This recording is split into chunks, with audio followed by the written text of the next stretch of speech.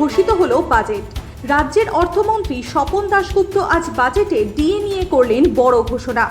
এবারের বাজেট ঘোষণা কি রাজ্যবাসীদের খুশি করতে পারল? রাজ্যের সরকারি কর্মচারীদের ডিএ বেড়ে হলো 18 থেকে 38%। সরকারি ও আধা সরকারি কর্মীদের কি তাহলে সন্তুষ্ট করতে পারল শুভেন্দু অধিকারীর মন্ত্রিসভা?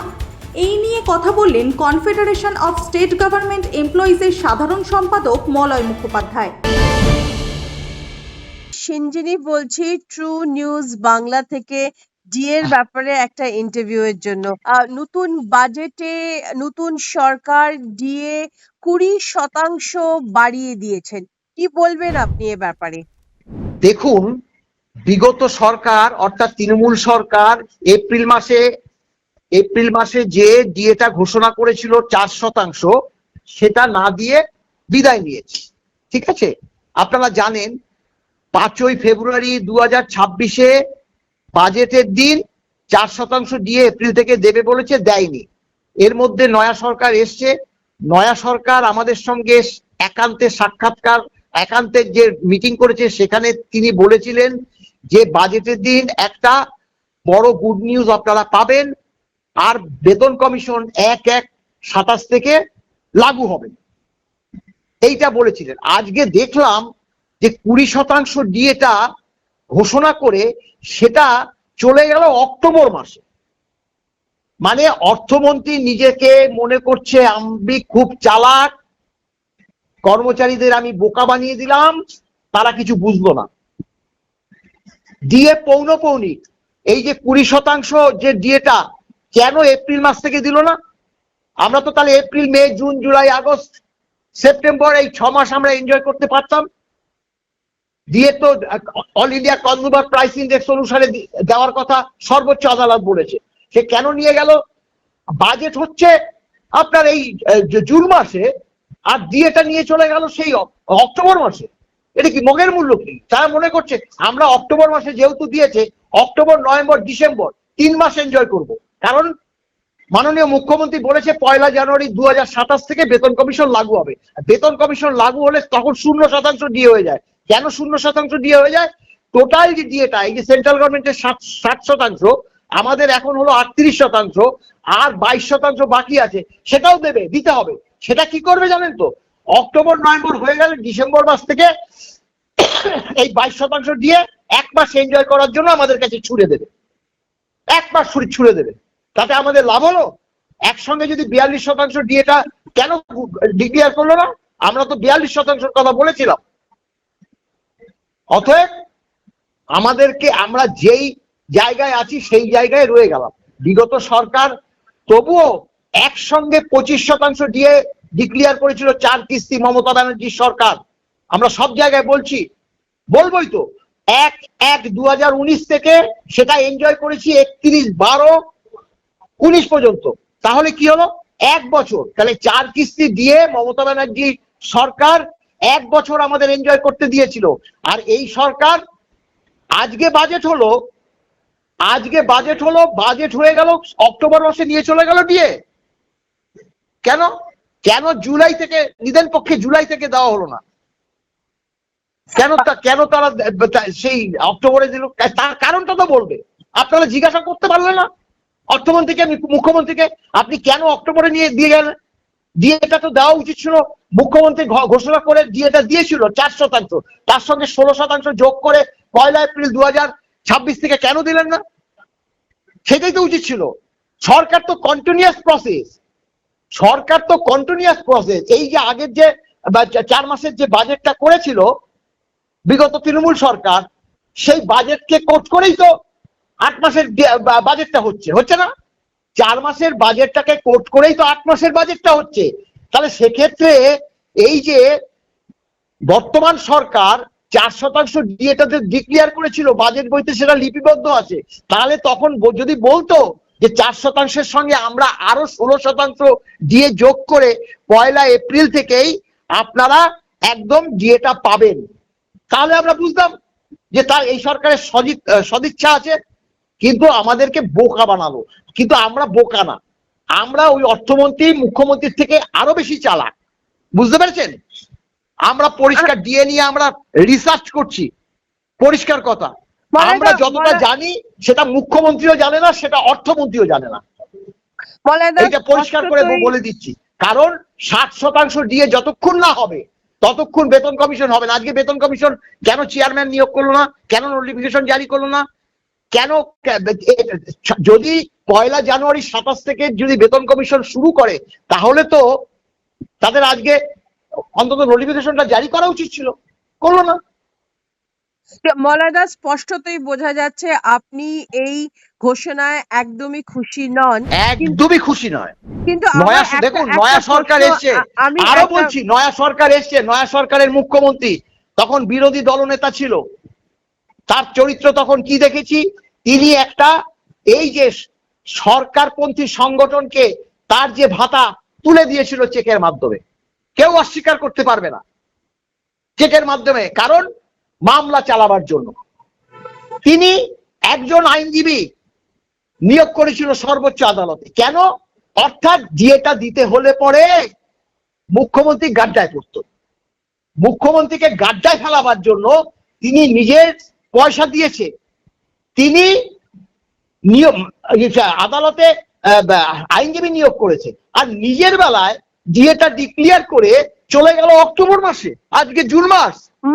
মলয়দা, সময়টা নিয়ে আপনি খুবই অখুশি, আমি এটা বুঝতেই পারছি আপনার। কিন্তু এটাও তো ঠিক, যদি ধরুন অক্টোবর থেকেও যদি লাগু হয়, তা লোক যে ধরে নিক 40,000 টাকা তার বেতন ছিল, কিন্তু অক্টোবর মাস থেকে 40,000-এর ওপর সে 8,000 টাকা দিয়ে পাচ্ছে, মানে 48,000-এ গিয়ে দাঁড়াচ্ছে বেতন। তারপরে তো অন্য কিছু আছে। এটা তো একটা বিশাল বিশাল শুনুন, সেটা বললে তো হবে না। 20% শুনুন, সেটা তো বললে হবে না।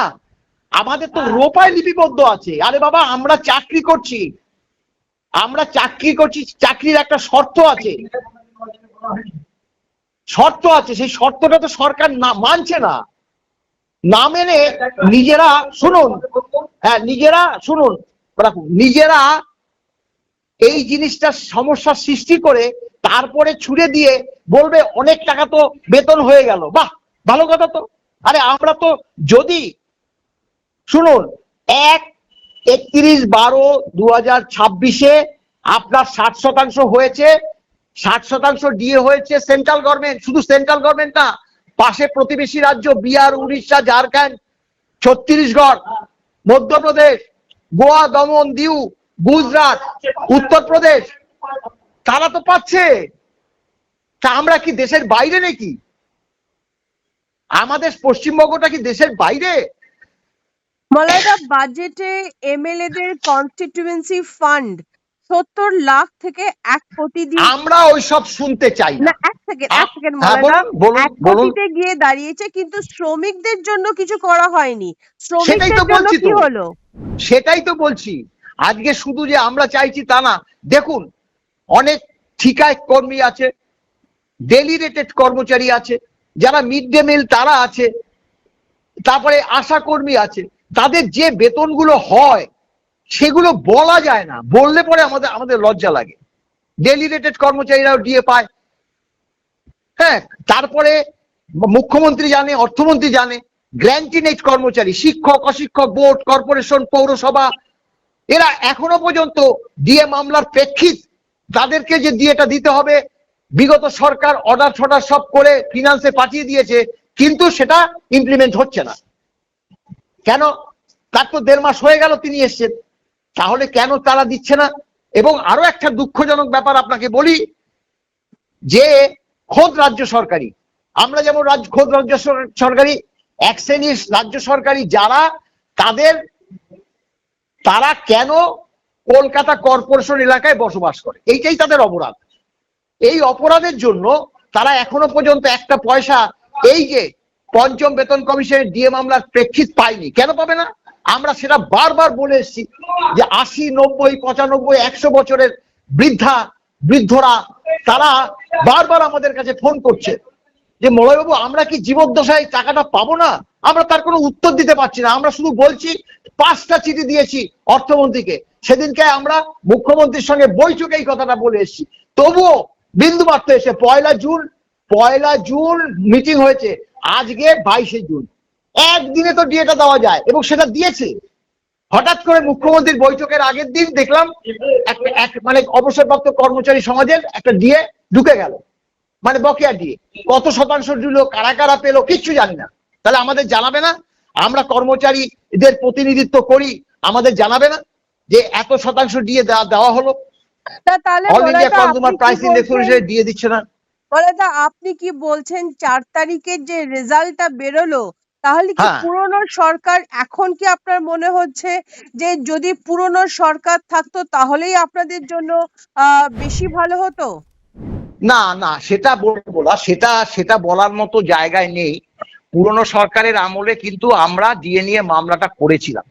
সেই সময় একটা জায়গায় এসে দাঁড়িয়েছিল যে 50-52% ডিএ আমাদের বাকি ছিল, রাজ্য সরকার দিচ্ছিল না। আর আন্দোলন করতে গেলে প্রতিহিংসামূলক বদলি, মিথ্যে মামলা, এর কবলে আমাদেরকে পড়তে হয়েছিল। কর্মচারী সমাজ মিটিং মিছিলে আসছিল না ভয়ের জন্য, কারণ তারা জানে যে তাদের যে সংগঠনগুলো আছে সেই সংগঠন তো এখন ভেঙে চুরমার।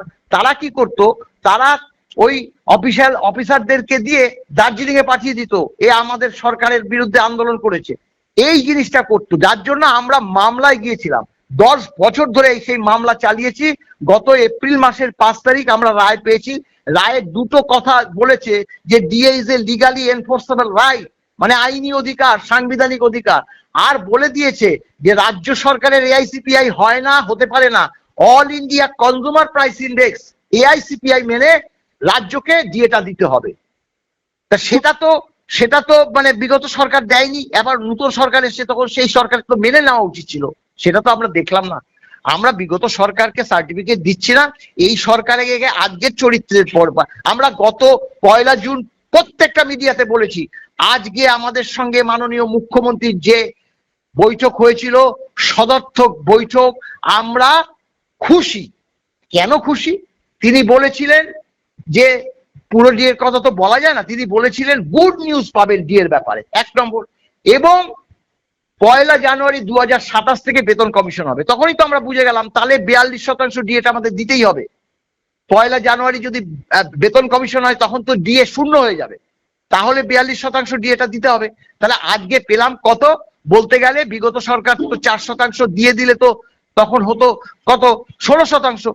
তার সঙ্গে ওই 4% যোগ করে 20% দিল। আমরা মোটেও খুশি না, মোটেও খুশি না। আমরা এবার কর্মচারীদের বলবো আন্দোলনের জন্য আমরা এগিয়ে যাব। হ্যাঁ বলুন। মলাদা, ডিএ ছাড়াও 1 লাখ সরকারি চাকরি ভ্যাকেন্সি পূরণ করবে বলে বাজেটে বলা হয়েছে। আপনি নিশ্চয়ই এটাতে খুশি, এই খবরটাতে তো নিশ্চয়ই খুশি হবেন। একদম খুশি। তিনি আমাদের বলেছে 50,000 কর্মচারীকে আমি ডিসেম্বরের মধ্যে নিয়োগ করব। আমি পুরো বাজেটটা তো শুনিনি, হ্যাঁ, যদি বলে থাকে 50,000, সবকটা সংগঠনই শুনেছে, কেউ কিন্তু ডিনাই করতে পারবেন। আমি ডিসেম্বরের মধ্যে 50,000 নিয়োগ করব। সেটা কেন এসছে? আমরা বলেছিলাম যে ওয়ার্ক চার্জে যে সকল কর্মচারী আছে তারা বাম আমলে 10 বছর চাকরি হয়ে গেলে তারা পার্মানেন্ট হয়ে যেত, তাদের রেগুলার করেছিল। তৃণমূল সরকার আসার পরে অনেকে 20 বছর, 22 বছর, 24 বছর হয়ে গেল ওয়ার্ক চার্জদের আপনার পার্মানেন্ট করছে না। পার্মানেন্ট না করার জন্য তারা ডিএটা হচ্ছে না, সেই কারণে। আপনাদের কি মনে হয়, এটাই কি বাংলার উন্নয়নের রোডম্যাপ? আর এত বিপুল খরচের টাকা আসবে কোথা থেকে? বকেয়া ডিএর কি হবে? ডিএর এই মাস্টার স্ট্রোক কি কর্মচারীদের দীর্ঘদিনের ক্ষোভ মেটাবে? আপনাদের কি মতামত?